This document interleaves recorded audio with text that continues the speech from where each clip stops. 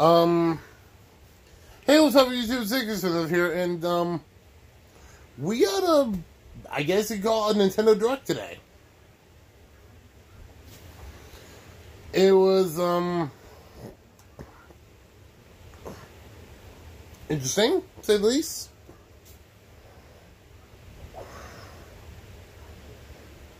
I mean, it was a 30-minute reveal of the Smash Ultimate DLC characters, Byleth, which is, if you guys don't know who that is, that's essentially your character in Fire Emblem Three Houses.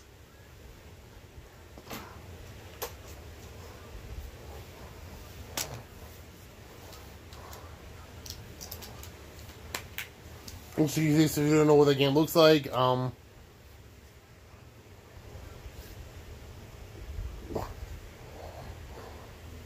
here's the game card. I actually, I love this game. It is I can't talk right now. I like it. It's definitely a fun game.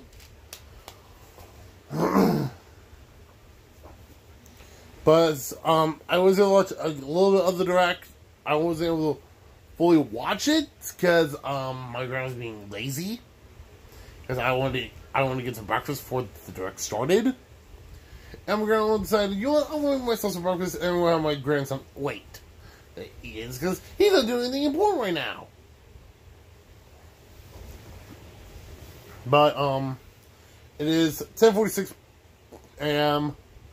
The Direct's already over. It's 30 minutes long. I'm going to watch it right now and react to the full thing. Hopefully there's more than just Byleth on here.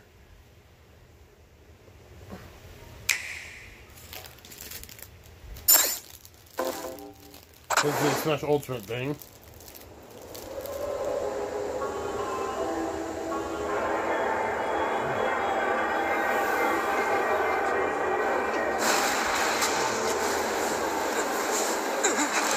The time has finally come to unleash the forbidden spell of Zaharas upon our enemies!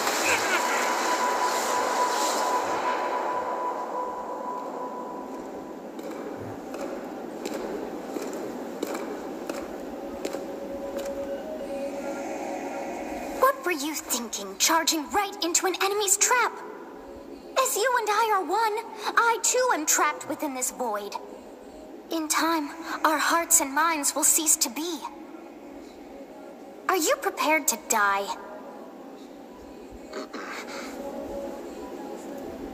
I thought as much. I also do not wish to die. And yet, there is no other choice. You must join Smash.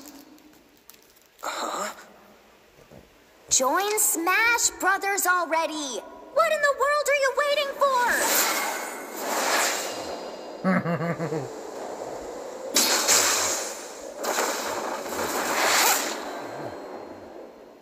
So joining Smash consumes even the darkness itself.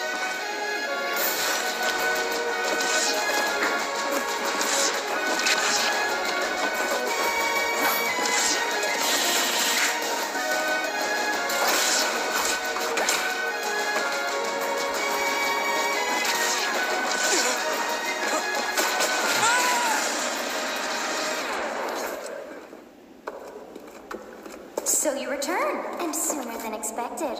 I see. Too many swordsmen, are there? And you wield the sword as well? What will you do? Huh.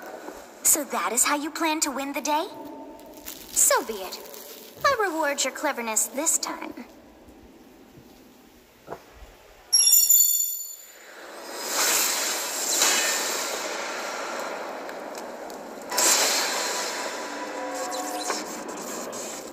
How is this? What the frick?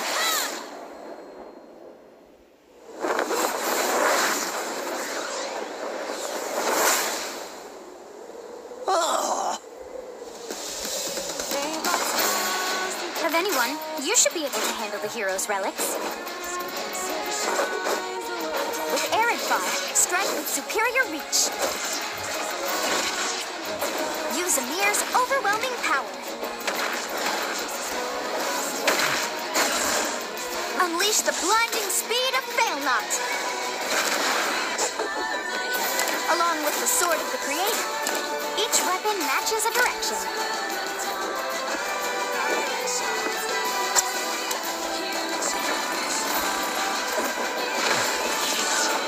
Your will and mine be now as one. To you, both sides of time are revealed. Through Smash, show the world!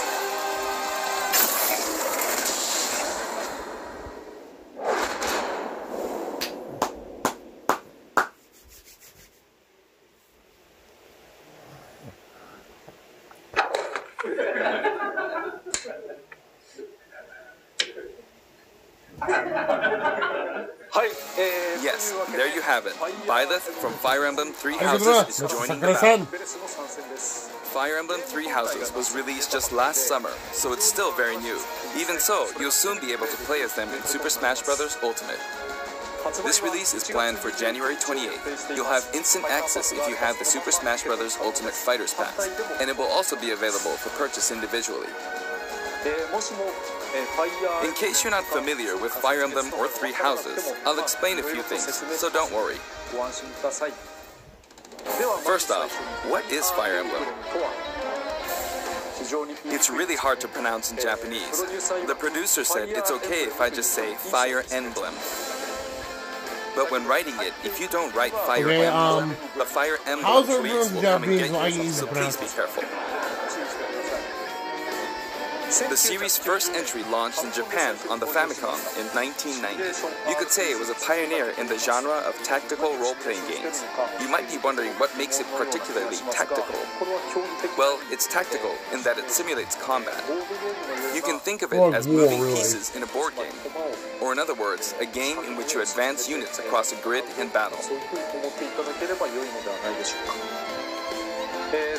When we talk about tactical games of that era, there were lots of ones in which you command tanks, aircrafts, and so on.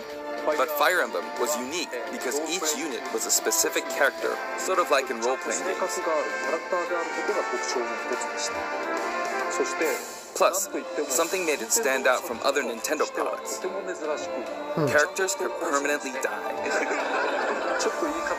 That's pretty direct language though, so perhaps we should just say they're sleeping with the fishes. But really, if a character fell in battle, you'd lose that unit. They'd be gone and you couldn't use them again. Recent entries in the series maintain this concept of permadeath to some degree in classic mode and what have you, but a lot of games now allow strategic withdrawals, so to speak. In the older games, your units would really be gone, never to be mentioned again. Scary.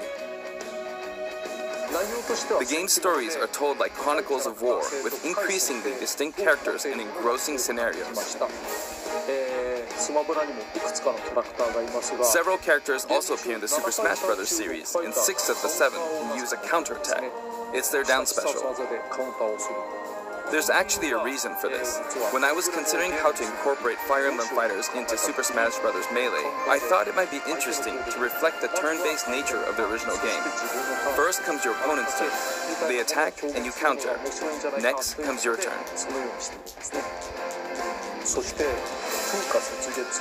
And now, Fire Emblem Three Houses is the 17th game in the series. People who aren't Japanese in particular might be thinking, 17 games? There are that many? Well, if you include Fire Emblem Heroes in the remakes, but you don't include the Satellaview game, Tokyo Mirage Sessions Sharp FE, and Fire Emblem Warriors, then it comes out to 17 games. Let's try saying them in the Fire Emblem Can You Say It challenge. I'll give it a try. 紋章の謎、聖戦の系譜、トラキア776、封印の剣、烈火の剣、聖魔の功績、草原の奇跡、暁の女神、心眼黒竜新紋章、覚醒イフヒーローズエコーズ風化設立。There you go, 17. Wait, kill Sakurai! So you saw how I was counting in a weird way, right? I was counting in binary. This is 0. Fold this here and you get 1, and then you get 2. Then 2 plus 1 equals 3. So this would be 4, 5, 6, 7, and 8. And then you get 16. Add 1 and you get 17. Awesome, isn't it? Sakurai! You can actually count up to 31 on one hand. And if you use both hands, you can count all the way up to 1023. Holy shit! If you've given up counting the knots in a tatami mat, you could always give it a go. What is Fire Emblem Three Houses? In Japanese, the male version of the main character is called Bereto and the female version is called Beresu, but in English they share the same name, Byleth. Byleth becomes a professor who ends up leading one of 3 academic houses. Once you've chosen a house, you got, but in English they share the same name, Byleth. Byleth becomes a professor. If you've given up counting the knots in a tatami mat, you could always give it a go. What is Fire Emblem Three Houses? In Japanese, the male version of the main character is called Bereto and the female version is called Beresu. Bereto, Beresu. Kakui. But in English, they share the same name, Byleth. Byleth becomes a professor who ends up leading one of 3 academic houses. Once you've chosen a house, you guide them through their school life, and, well, you end up fighting the other houses. After a certain incident, 5 years pass, and you meet up with your grown-up students to battle against the other houses in their regions. It's a very sad game in which your former allies become enemies, turn hostile, and try to kill you. To understand the concept of Fire Emblem Three Houses, I played an early version of the game before its release. I've done the same thing before, with The Legend of Zelda Breath of the Wild, for example. Because I couldn't wait until launch to experience it, or we'd have never made it in time.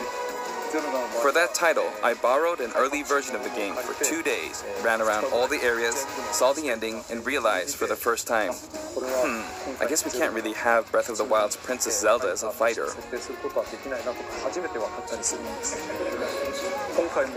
I did the same this time, but with there being 3 houses and multiple endings, it was really hard to get a feel for it. And of course, there weren't any walkthroughs I could reference.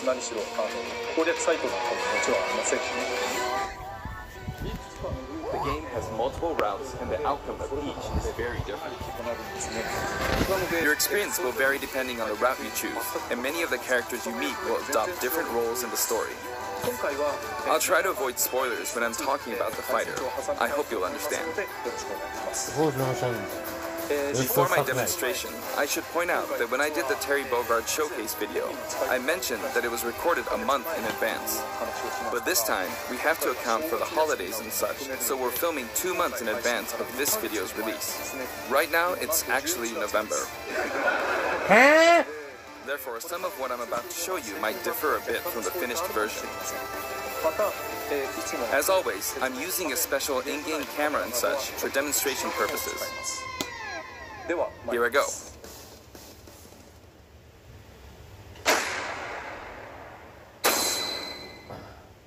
Okay, we have a Byleth. So, this is our new fighter, Byleth. Sadly, they're lacking in mobility. It's maybe a bit better than Robin's, but that's about all you can say for them. Throws are not their strong point either. Their grab lacks range. But actually, you could say that they're distance demon. The hero's relic they use changes depending on the direction you input with the stick. Each of the hero's relics is a weapon that appears in Fire Emblem Three Houses. They look like bones, and there's a reason for that. First, let's talk about the weapon Byleth uses for upward inputs, the Sword of the Creator. The Sword of the Creator here is Byleth's default weapon. They use it for flurry attacks and tilt attacks, such as down tilt attacks, where it takes the form of a whip. They also use the sword for dash attacks and other moves.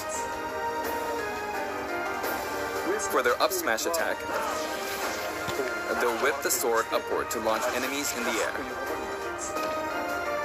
For their up air attack, they'll wave the whip sword overhead. The hit detection for this attack lasts for a relatively long time. The up special move is really something. The sword extends like this, allowing you to do things like this. It was pretty terrifying how I knocked him into the air with that attack. And in addition, you can do awful things like this. That said, you'll launch opponents upward until their damage reaches a certain percentage.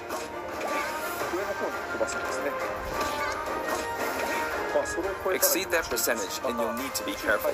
You may find it helpful to mid-air dodge. I've already shown this, but you can also use it to latch onto edges. So that's the up special. Now for the sideways inputs. This is Erdvar, the same name as the weapon from Celtic mythology. First, we'll go through the forward and back air attacks. As you can see, they have a long range, like so. Marth's air attack keeps opponents in check too, right? If Byleth does the same thing, you win out, so you should be able to beat it. Next, the side smash attack. This also has a long range. It'll connect even from here.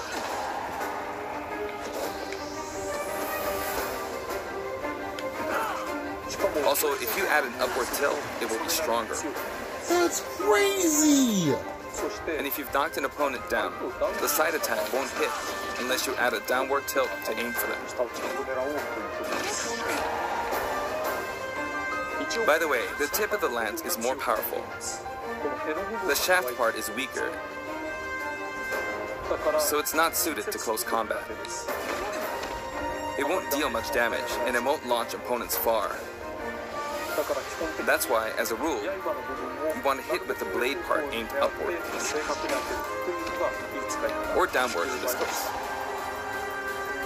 Next, the side special move. Byleth will simply swing the lance like this, but again, it has excellent reach. For example, even when your opponent is at this distance, it'll still hit. That is so freaky! Actually, you can do a smash attack to charge forward a little, like this.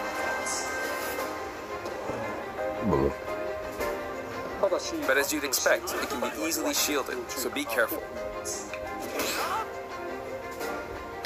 Use it in mid-air and you'll carve up a large area. Returning to the side air attacks from earlier, they have great horizontal reach, but they lack verticality. So this complements it well, although you'll be vulnerable when you land. Now, for the downward inputs. For these, Byleth will use an axe called Emir. It's named after a weapon that appears in Ugaritic myth. First, the down air attack. It really is strong. You can try for a meteor effect with this attack. Next is the down smash attack. A heavy swing of the axe back and forth. As you can see, it has a great deal of launch power. And for the down special, Byleth channels all their energy into a devastating strike. It's a bold move, similar to the Falcon Punch, but here's what makes it different. When readying the move, there's a super armor effect, which allows you to withstand an attack. Just so you know, if you execute a Falcon Punch at about the same time, it plays out like this.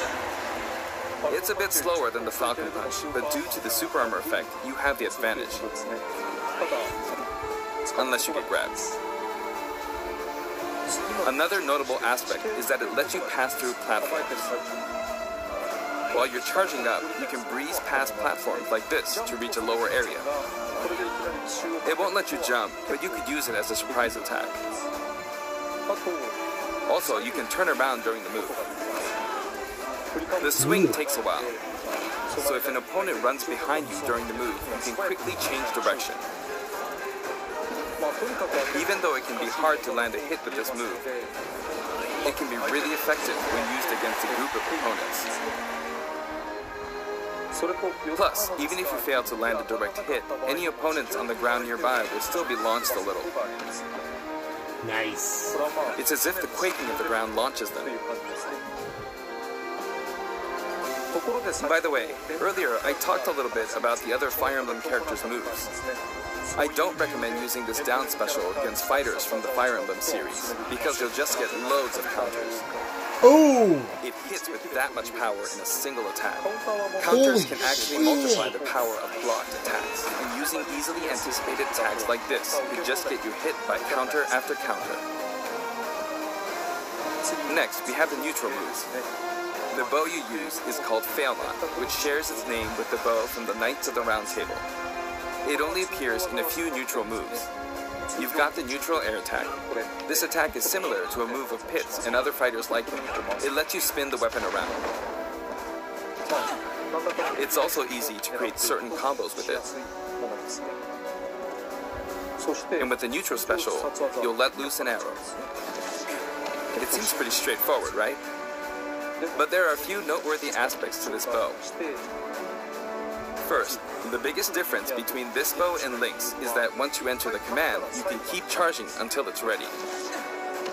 You can't release it partway through the charge, so when it does fire, the arrow travels at high speed.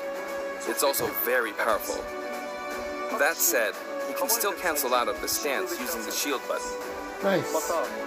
You can also change direction while in the stance. It works up until this point, but if you keep holding the button, you'll unleash a powerful arrow that looks like a beam of light. You can perform this move by keeping the button held down. You charge up power like so, charge a bit more, and then fire. But again, you'll need to take care when using this move. For one, when you've powered up the move to its max, there's no way to cancel out of it. Not even with the shield button. In other words, you're committed to firing it. So you see, a situation like this is pretty terrible. Once you've entered the stand, you won't be able to do anything. Which means it's quite the risky attack to use against fighters who have a move with a reflector effect. But you could always just aim into the fray, as it is, after all, a long-range move, letting you deal a sudden blow to opponents. So you need to think carefully when using this projectile weapon. Byleth's final smash is called Progenitor God Ruptured Heaven. In the original game, there's a move called Ruptured Heaven. This is an enhanced version. Progenitor God Ruptured Heaven?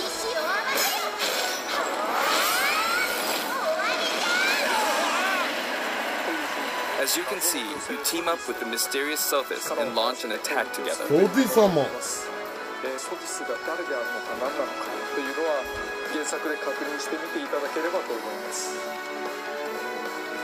Now, let's talk about the color variations. It's set up so that the default and odd-numbered color variations are male, while the even-numbered ones are female. However, the third, fourth, and fifth colors are, as you can see, reminiscent of the house leaders. Those of you who played the original game will of course understand what I'm referring to. The sixth color is based on Sophis, who you just saw earlier. And the seventh and eighth variations have a different hair color, which is based on something that occurs in the course of the original game's story. Didn't we see this variation in the final smash?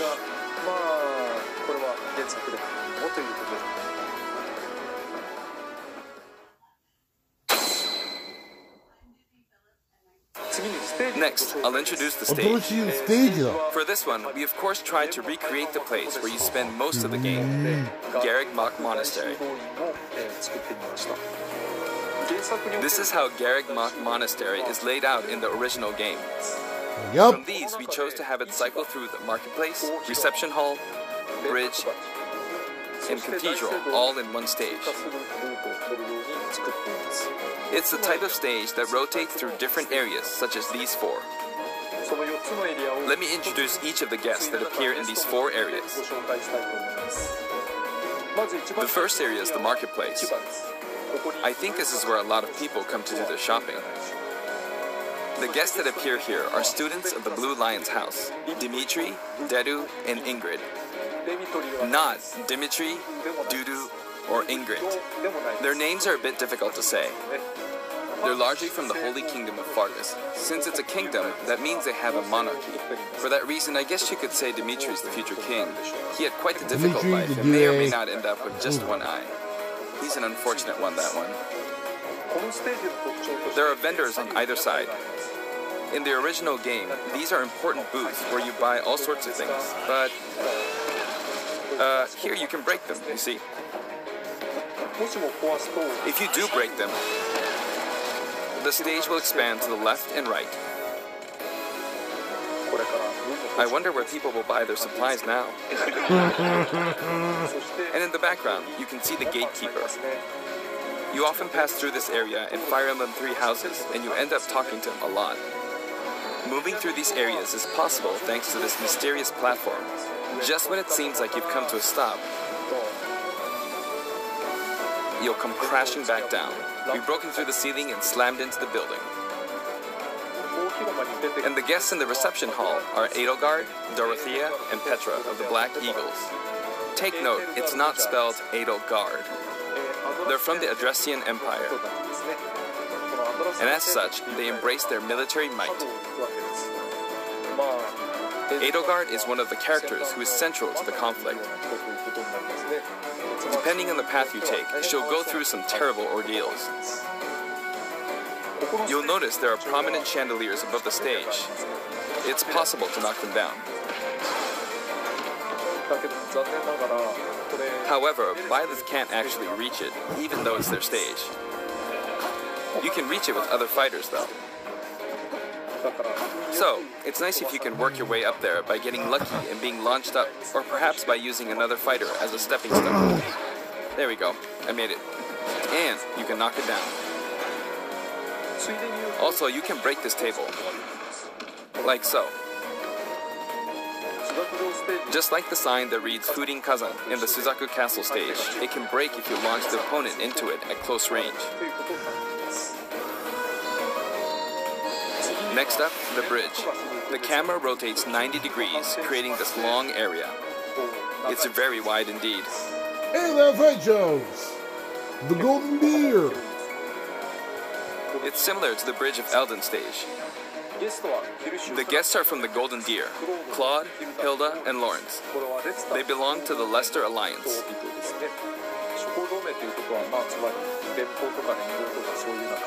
Because it's an alliance of many noble families, you could say that they have a wide assortment of members.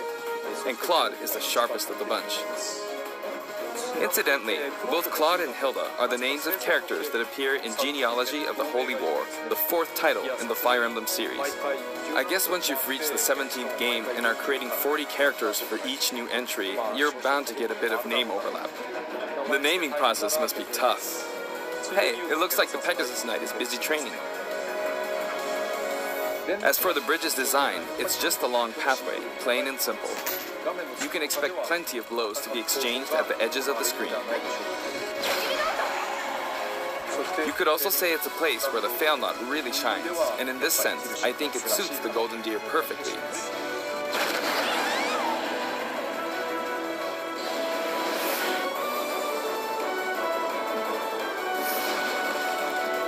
The last area is the cathedral, only with some platforms you can pass through. The guests appearing in the cathedral are Sedith, Flayn, and Rhea. There's Sedith, who appears to have an extremely strong bond with his sister, Flayn. She seems to be under the protection of him and Rhea, who you can see fighting during the opening of Fire Emblem 3 Houses. All three have character quirks related to their true identities. I feel that Flayn might be saying shush at this point, so I'll leave it at that. This is a simple area of the stage. All it has are these platforms. Being the last area, it may be a place where some intense battles will be waged. It'll cycle through each location in about 2.5 minutes.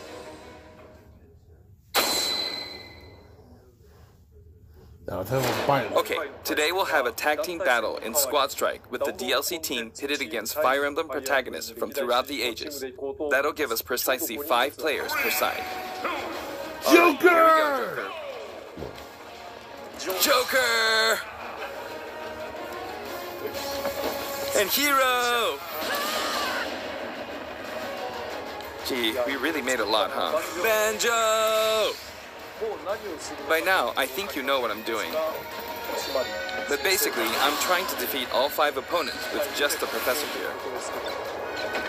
But as expected, it's going to be a pretty tough battle, so I'm using anything I can get my hands on. It's not going to land that easily. Uh-oh, this is bad. Shenanigans.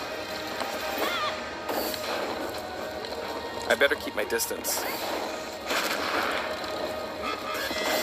I'll use this chance to attack. Got him. That's scary. He's invincible for a moment here. Lots of explosives. Ouch. He perfect shielded that, huh? Good one. If I do this, or like so. No anti-air, huh? There, the soccer ball connected.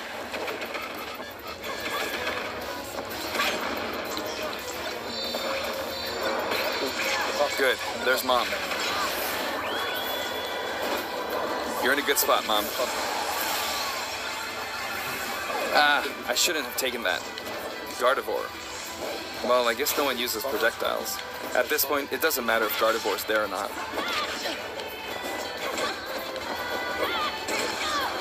I feel like the enemy might get this Smash Ball. See? They got it. But I mustn't give up. I can't waste this chance. There's another Smash Ball. Yes, got it. Now, what are you charging up for?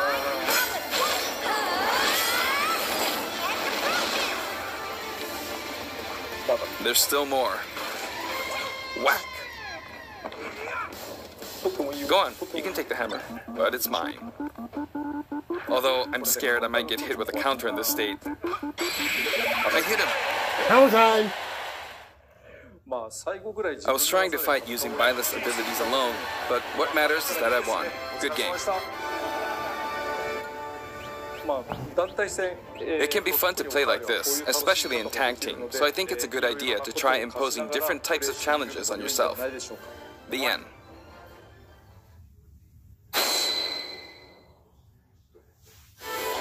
Now, about the additional music. Since it's from the Fire Emblem series, we'll be adding each of the new tracks to all the Fire Emblem stages. There are already a lot of Fire Emblem tracks in the game. Our selection this time has been made taking those existing tracks into consideration. 11 songs are being added. This includes an arrangement of the main theme in both Japanese and English. I hope you'll enjoy these as well. We're also adding in a new spirit board. It includes the house leaders among some of the other popular characters. Sothis is Legend class. Also, there's a new Classic Mode route, a Heroic Legacy, which is designed to let you enjoy classic Fire Emblem stages from throughout the series' history. The final battle is against Master Hand and Crazy Hand, but you'll find that something pretty amusing happens, so look forward to that. Crazy and humble. Now for the Mii Fighter costumes. Please take a look.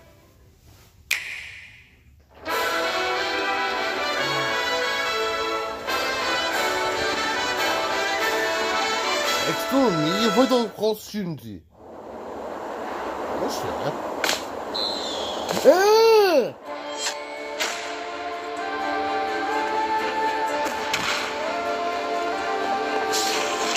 Oh no no! It's such a beetle!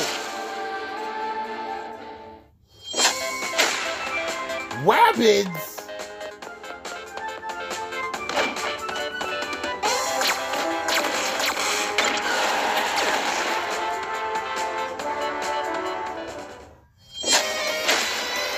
Mega Man X!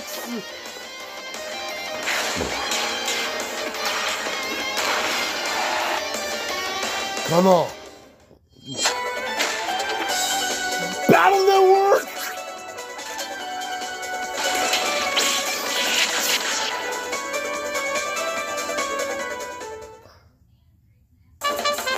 What's that, Star Wars?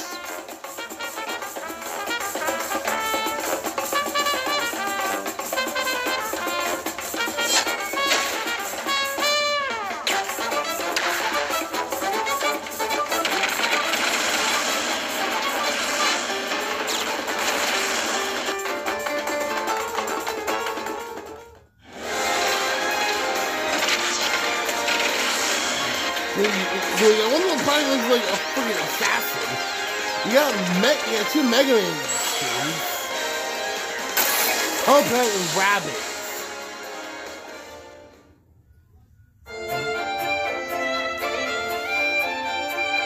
That's effed up. But that's cool. This time we're releasing a Cuphead costume. And for those of you who purchased the Cuphead costume, an additional song will be added. It's called Floral Fury, and it's the theme that plays when fighting Cagney Carnation.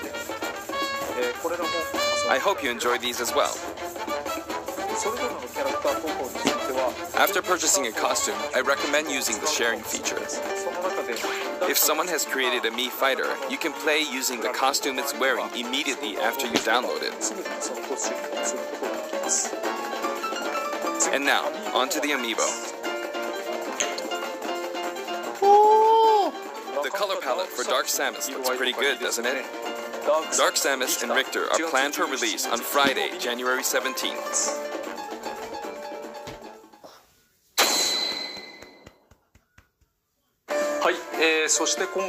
And now, with the addition of Violet, the Fighter's Pass is finally complete. The lineup was Joker, Hero, Banjo and Kazooie, Terry Bogard, and Violet. From more than 70 fighters, only 5 have been added. But I must say, this game has always been an exceptional experience. And since the roster was already so large to begin with, right from the start, we intended to make the most out of the new gameplay mechanics and so on. There really were a lot of new mechanics, weren't there? When we add a new fighter, we don't simply make their attacks or their movements a little different. Instead, we try to offer you a whole new style of play.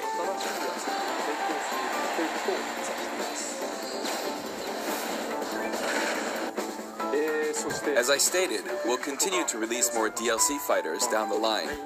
I had thought that 1 or 2 might suffice, but, well, have a look. What? Okay, more of this. Cool. What? 6 additional fighters will join the battle? Looks like there will be 1 more fighter than last time. For this reason, we will be releasing the Super Smash Bros. Ultimate Fighters Pass Volume 2. It will be available for pre-purchase on the date shown, so please keep an eye out. And now that it's official, we intend to move ahead with development.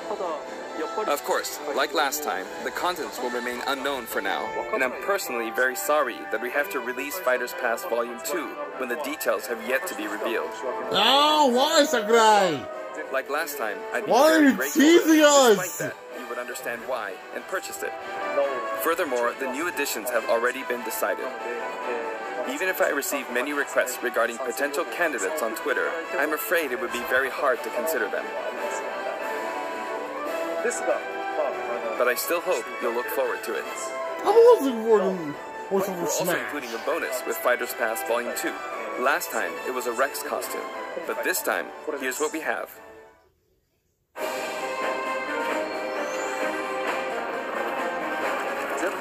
It's a Mii Fighter costume for Mii Sword Fighter, the ancient soldier gear from The Legend of Zelda Breath of the Wild.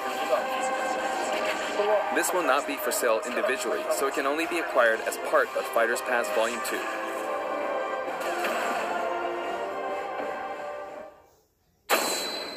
Lastly? It's been reported that Super Smash Bros. Ultimate is the highest-selling fighting game in the world. Personally, I don't know if it counts as simply a fighting game, but I guess it's seen as a fighting game around the world. is a fighting game. Seems like Street Fighter 2 was in the lead for a while, but now Super Smash Bros. Ultimate has surpassed it in total sales. However, I'm not sure if this is accurate. There were 5 versions of Street Fighter 2, or 6 to 7 if we really want to get into the weeds. Plus, there's the arcade versions and the 25 ports to other systems, so I don't know if that's been accounted for. Also, I don't know if that really qualifies as one game. It's up for discussion. So, who knows? But when it comes to a single piece of software, it seems like Super Smash Bros. Ultimate is #1. Although, I still don't know if it can really be called just a fighting game.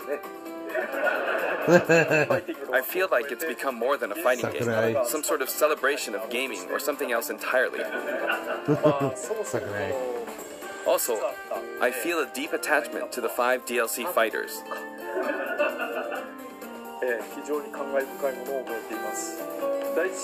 The first Fighters Pass just wrapped up, but it was decided that there would be more DLC, which means no breaks for me. I plan to keep working hard, so I hope you can continue to support us. That's it. Thank you. Arigato, Sakurai-san. Well, guys, there we go. I know I said this a lot, but holy fuck shit. Oh, okay, yeah, but so holy fuck shit, though. I mean,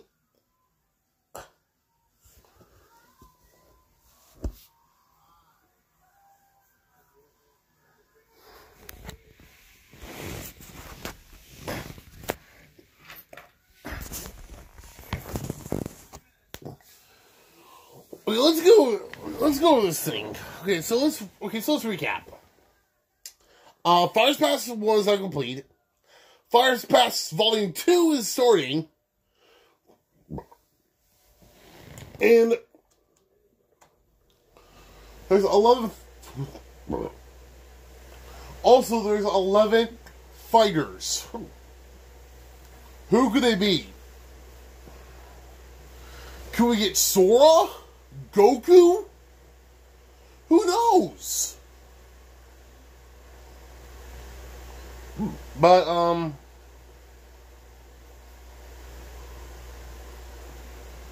we do have Byleth. So we got our guy from Fire Emblem 3 Houses. Holy crap. That is fucking amazing.